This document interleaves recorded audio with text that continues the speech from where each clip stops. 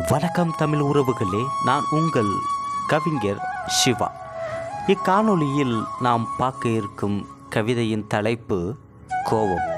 வாருங்கள் கவிதையை காண்போம்.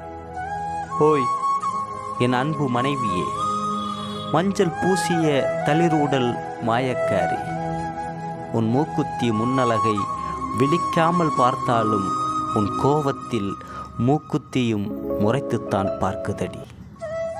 1000 அன்பை நித்தமும் நீ எனக்கு பரிசளித்த போதும் ஒரு முறை உன் கோப பார்வை பார்க்காவிட்டால் பைத்தியம் பிடிக்குதடி. அடியே பொண்டாட்டி, ஐ லவ் யூ டி. அடியே பொண்டாட்டி, ஐ லவ் யூ டி. உன் கோப பார்வை நித்தமும் என் மீது படட்டும். உன் மூக்குத்தி நித்தமும் என்னை பார்த்து முறைக்கட்டும். நன்றி, வணக்கம்.